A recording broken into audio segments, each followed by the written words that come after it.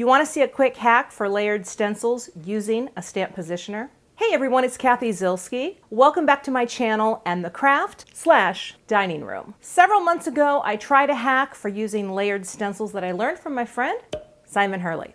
I used my Misty to line up stencils quickly, and I've kind of forgotten about the hack, so I decided to revisit it today. Does it still work as good as it did before? Stick around and find out. That card project is coming up next.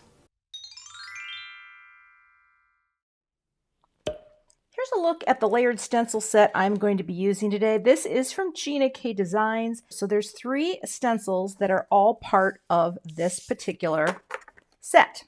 I've got some coordinating dies. I've got this wonderful love greeting, and then I've got this little tiny stamp set as well that has little sub greetings and works with this. But the fun today is going to be in using an assortment of inks, and I've got my assortment here, and I'll have everything linked below.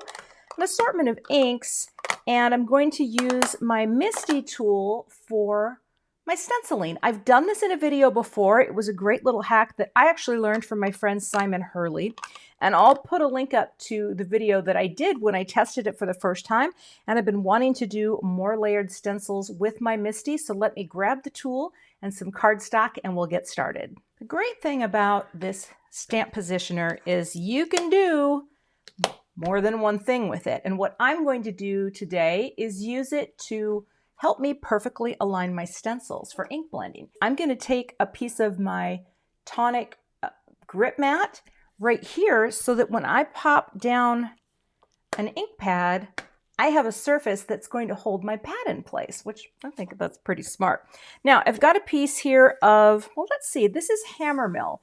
I've kind of been playing around with this a little lately because it's, you know, it's a different cardstock for me, and I kind of like it. It's very smooth and it takes ink beautifully. The first thing I'm going to do is just tape the paper into place right there in the corner, and then I'm going to bring in my stencil. Now, the nice thing about these stencils is they do have a number on them, number 1, and when you are lined up, right, you know you're on the right side, then you can just slap down a magnet, push it into the corner, and you're good to go. So what I'm going to do is I'm going to grab a little bit of masking, not too much. This is just some Hefty Doodle tape, and I'm just going to try to, oh, I just pushed that up. I'm going to push that down. I'm just going to try to mask off a couple flowers at a time so I can do 3 different colors. So let me grab my brushes. Rub this off to clean it on my paper towel roll. Take out the melon. And again, we've got this nice way to hold my pad in place while I ink blend, right? And we're going to do, oh, make sure it's in the corner. Press it right into the corner and start blending. And actually, I think I'm going to put a little tape on the stencil too, because I just, well, let's get that in the right. I don't want that to move either. All right, there we go. Light in here. And then I'm going to take a darker color, Peachy, that right there. Load up my brush, and I'll just do a little Peachy from the center, just for a little depth. Like that. And maybe a little on those as well.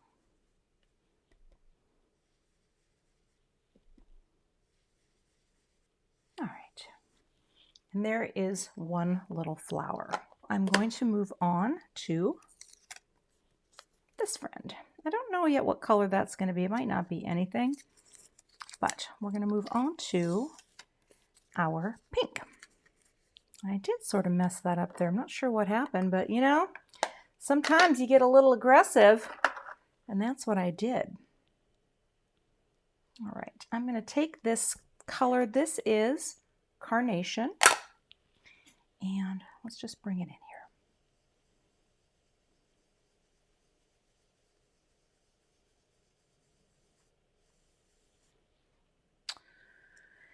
And then I think what I will do is bring in the darker color. This is Peony.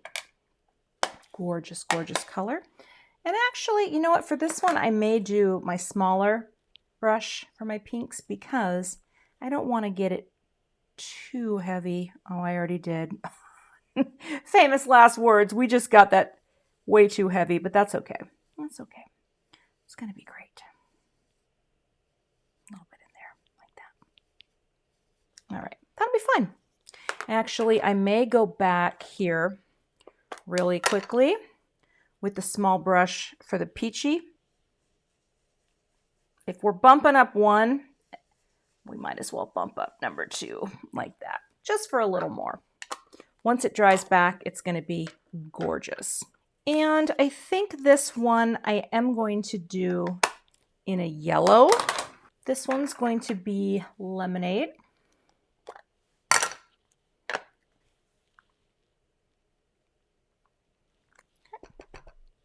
Bring that in. Get that flower in that one there too. All right. And we'll bring in the next darker down, which is the Sunbeam. And again, I think I will grab my smaller blender brush just for a little more control over where that darker goes, just to add a little depth.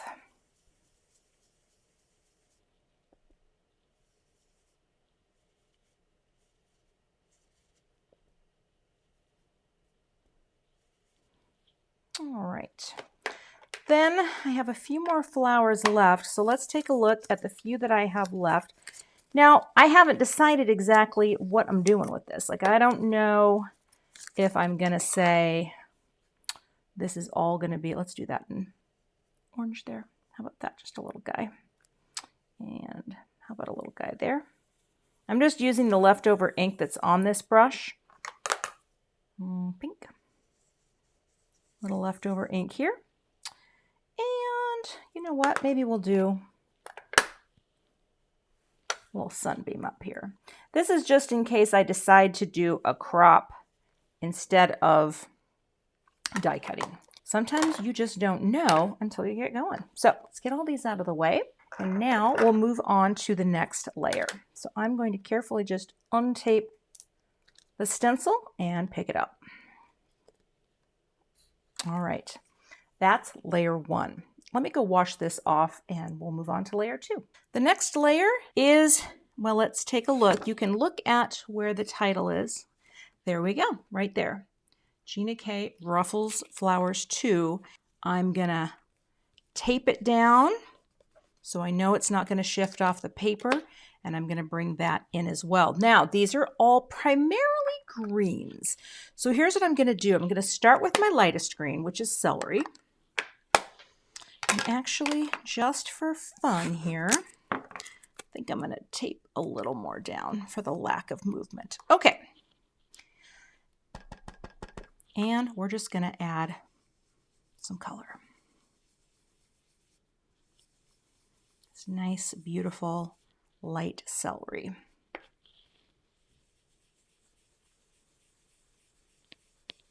I'm also kind of holding the stencil just so it doesn't, you know, I don't want my brush bristles to slide under.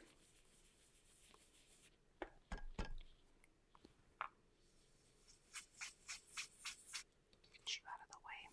Okay.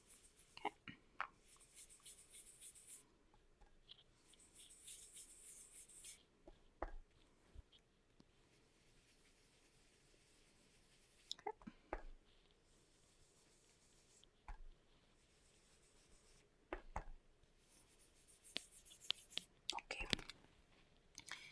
And one more down here.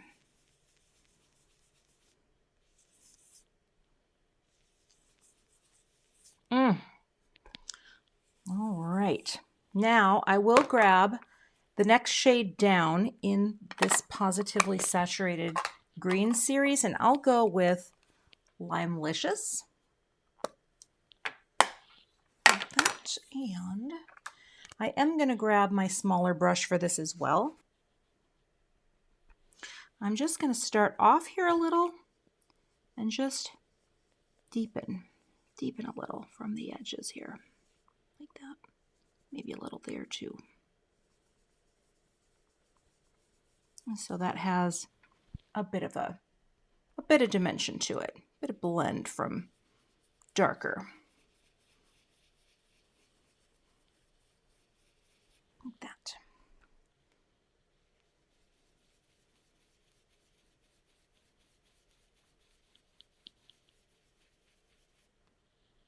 Stencils make it so easy to do this, to add the dimension. I mean, I'm doing probably just a regular amount of pressure. I'm not going too much, but you can keep going back over it, concentrating the heaviness in the base, and then just kind of let it float up. I'm going to do the same here too. Some of these a little darker and fade up. Nothing too fancy. A little darker. And while I'm doing darker, I'll hit that friend too and fade up. Very simple. That is my greenery layer. Yep, didn't miss anything. Picking this up. And now I have some pretty greenery. See how it's just kind of coming alive? The last piece is going to be some detail for our greenery. And I'm going to be doing some centers on the pieces, as well as, let's take this into place, some darker accents for the darker green. So I'm actually going to, and that looks pretty lined up. I'm going to take the darkest green that I have in this trio. This is Pearfection. And Pearfection is going to be my accent color for the detail. Okay, and I'm just going to avoid the little circles there. So this is where little brushes are helpful, right? Because, you know, you're not going to, of course, you can always just pop a finger over it so you remind yourself, don't go into that little opening, right? It's not, these are very, very easy to work with. There are even smaller blender brushes out there on the market that would work too. I have some from Waffle Flower. They're just tiny, but most of the time you can get away with a little brush like this. All right, that's my greenery. Beautiful. I'm going to take Carnation. I'm going to make two-tone flowers. What am I thinking? This is going to be great. Carnation in the center of that. So all my orange flowers will have two tones. And I did it with yellow too. I don't know why. Yellow, and no, we'll skip that one. I was getting a little out of hand here. All right, let's get the orange, and we'll put Peachy in the center. Oh, let's just pop you there. Easier to do. I will do a Peachy there. Peachy there. And a little Peachy there too. And I think I'm also going to do the Peachy in the center of the yellow.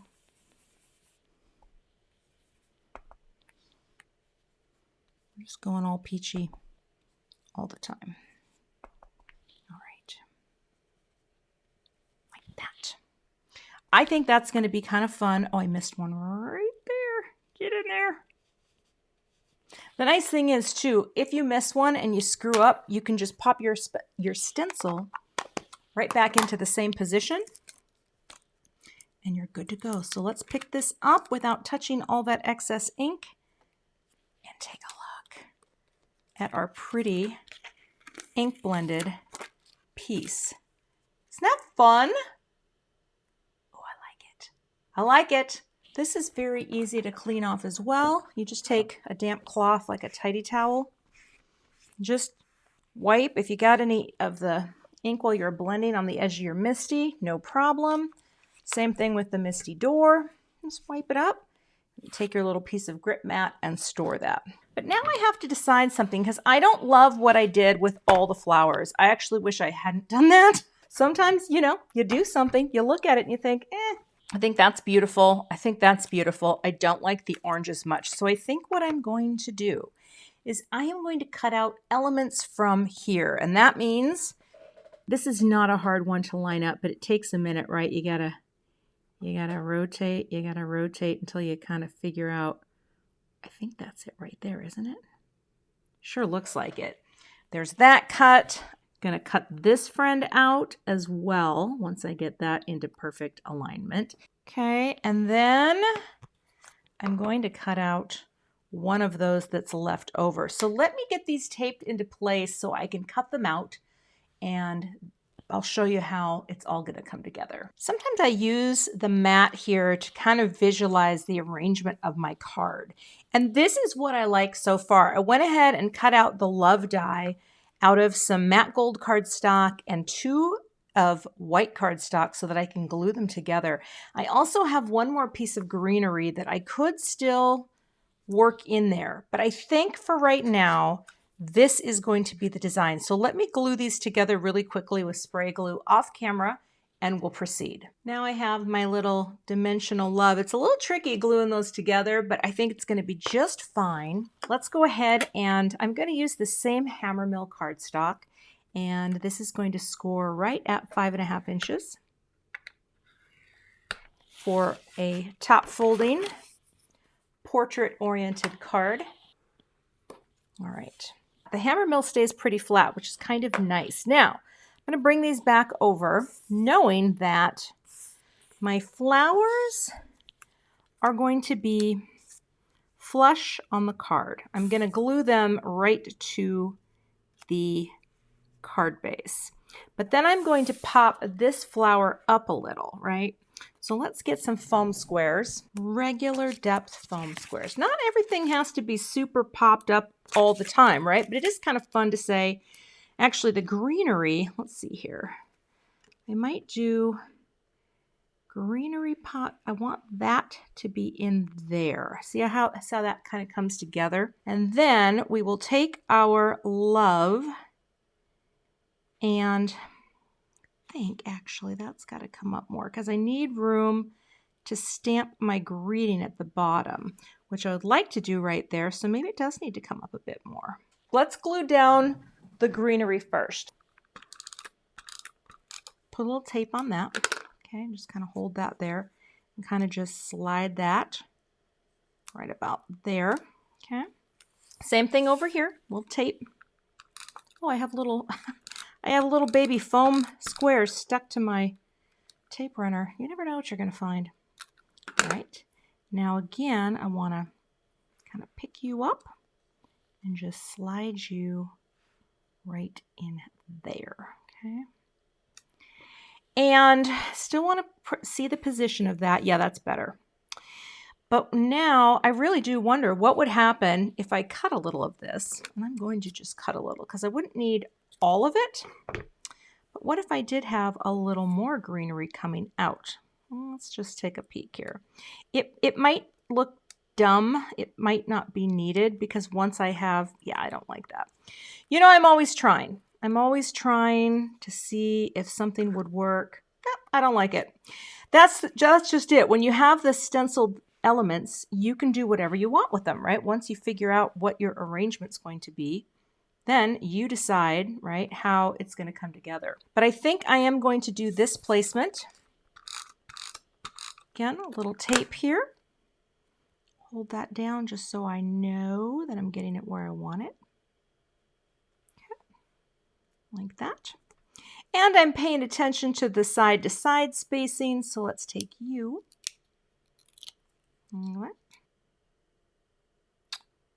What is it called? My little sub-sentiment before popping this down. Because I'm truly rolling the dice here, but you know what I'm going to do? I am going to stamp it in the Misty. Let me grab my Misty. Love you with all my heart. That's what I'm going to stamp underneath. But the other thing I can do with this is I can just grab a ruler, make sure that this is lined up. And I think that it is. I think this is high enough up because the space here and here, it's about the same. And what's kind of nice is I can take my little Simon ruler here and run it right up the side till it hits right there. And once I know that's straight, I'll just pick up the sentiment like that. Okay. And I need some black ink. Let's see here. Oh, I have Gina K Designs, black Onyx. I'm actually going to, let's see here. run my finger over it a little bit because I'm not completely sure if I've ever stamped this. But we are pressed in the corner, right? Everything's in position. And we're going to ink this up with the black Onyx. And the nice thing is, if I have to stamp it again because I didn't do a good job, then so be it. But I'm going to press, let the ink transfer. Sometimes I don't even use my MISTI or my stamp press with this step because I think, oh, that looks fantastic. Look at that. That is why I like the MISTI. I could have done something with the centers. I totally spaced that step, right? You could do little dots over there or dots over there. And you know, just know that many more things can be done. Sometimes when I get focused in on one part of a project, I don't see the forest for the trees, as it were. Now I'll take my liquid glue. I'm just going to put little bits of glue all over the back so that I can add this. Don't forget to get the swoop-de-doos, the parts of the letter forms that swirl out, because you want to make sure that everything has a dot, right? I didn't do the greatest job lining up my stacks, but I'm going to make sure that this little friend, that swoop-de-doo, goes right there over the leaf, like that. Oh, so cute. And then I am going to put a brick on this, just a comfort block here, and let that adhere firmly. See, because there's a little dimension that it has to go up and over, but I think that is totally fine. Oh, it's so fun. Now, because I've introduced the gold element, I think I am going to put a little gold foil on here. So let's grab this. And when I say gold foil, I mean my favorite Confetti, my Studio Katia gold foil. I think that's cute. I'm going to do it. Oh, get off there.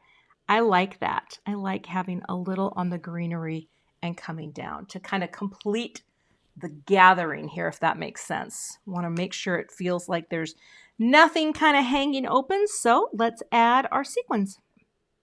And boop, boop,